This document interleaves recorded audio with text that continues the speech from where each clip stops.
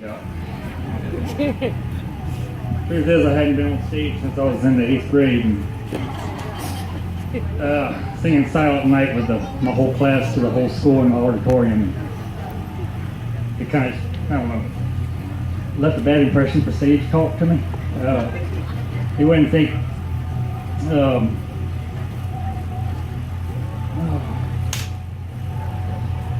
you wouldn't think that I'd really be noticed out of 15 or 20 other kids all around me, but everybody's singing, and when I'm kind of sitting there like this, everybody notices, and I like to never live that one down at school.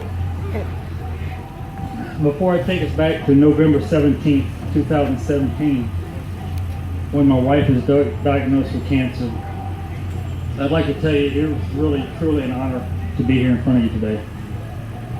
I got the request Tuesday. I was sitting in the waiting room at Memorial Sloan Cancer Center, and my wife had just been called to the lab to give blood before her treatment.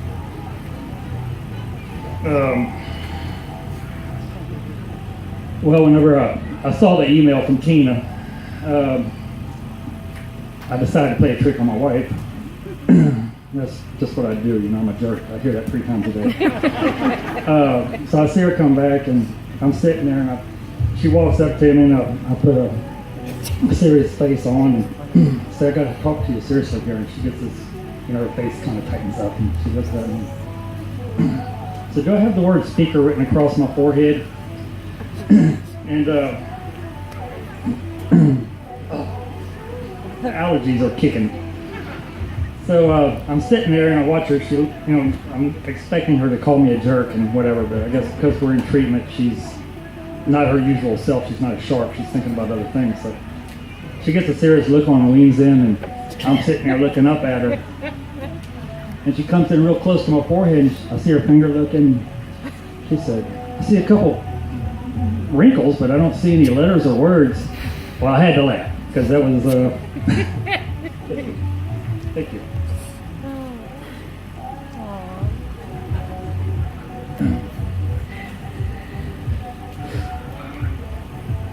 Whenever I calmed down, I told Kathy what was really going on, and she was thrilled about it. And we need to thank Tina.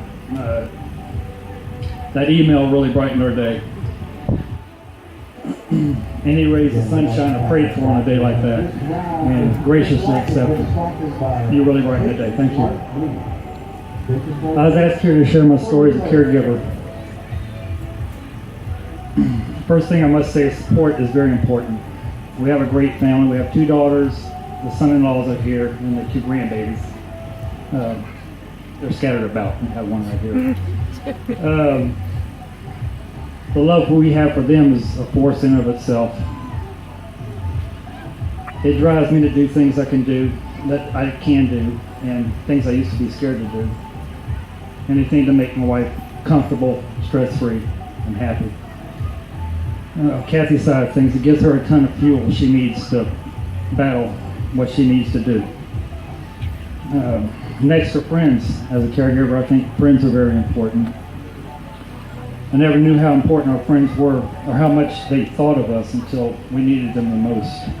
Some are here today, probably sitting beside us under our tent. And they work tirelessly to help us ease our burdens that have materialized after diagnosis. We love them very much. I think another thing, I'm not even sure if I'm doing this right, but I'm letting you guys know what I did as a caregiver. And I've never heard anybody speak about a caregiver before, so I'm kind of winging this. I think after we found out, the first thing we did was one of the first things was get a battle plan. I think that was very important in what we did. And my responsibility was to handle the finances, the insurance, and making appointments for doctors and procedures. And Kathy had the sole responsibility to beat this beat hard. Just get rid of it. Can't handle it. Giving back to great people and organizations is also important to us. We would not be as comfortable as we are today if it weren't for ACS and other organizations like them. Not only that, but we have seen firsthand that the state-of-the-art treatment Kathy is receiving is a direct result of the funds raised by events like this. This event is a beautiful thing, and we will be here every year for the rest of our lives, God bless us, or God willing. Kathy's team fist bump, that's our team, actually formed a while back between me and Kathy bumping fists for every little celebration we came across. We had so much bad news. When little good things happened, we'd bump fists, and it became a team.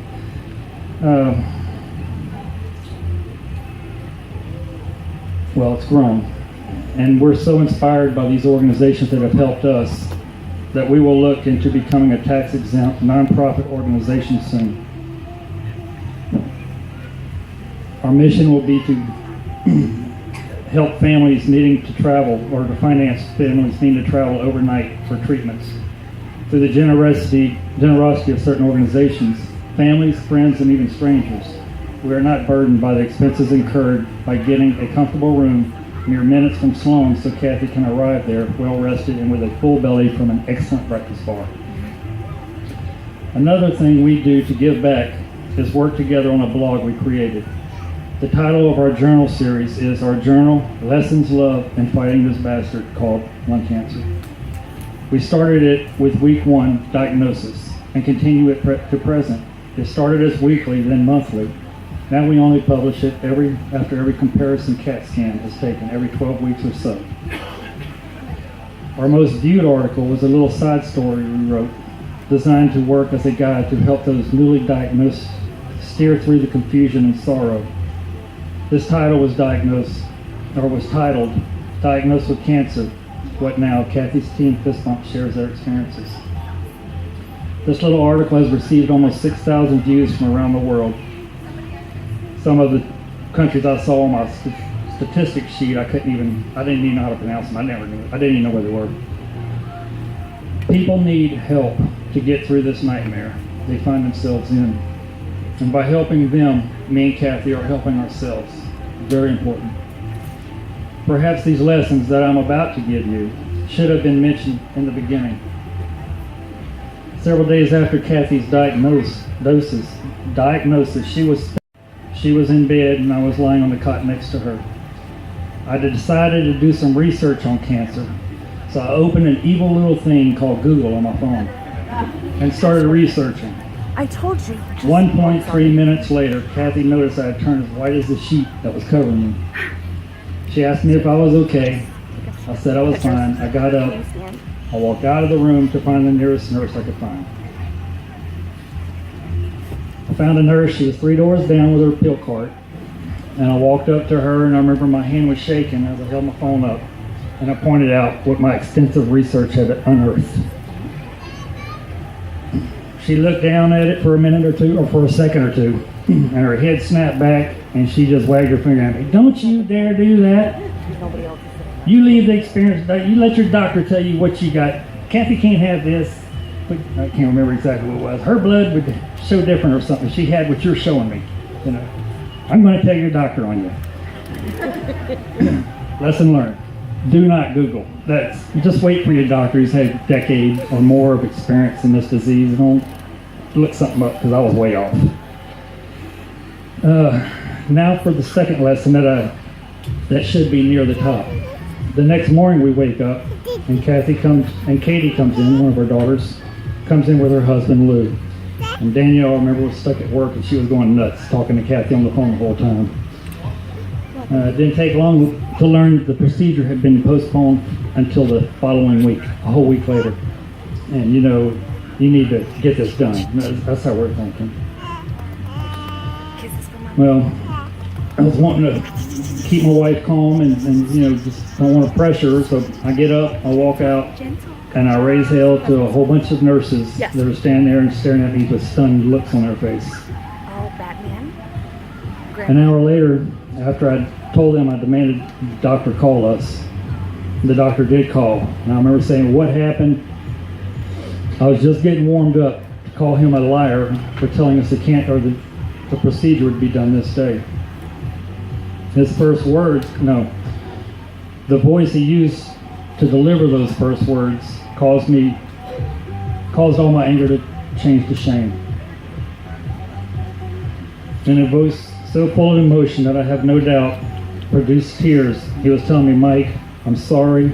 I don't know what happened. There must have been an emergency. I'm going to tell you. I came as close today to quitting the medical profession as I ever have." So I ended up that conversation by telling him not to take it too hard, and we hung up. Now, walked out, found the nurse's station, went and told them all I was very sorry for how I behaved. Told them I loved them for looking out for my wife.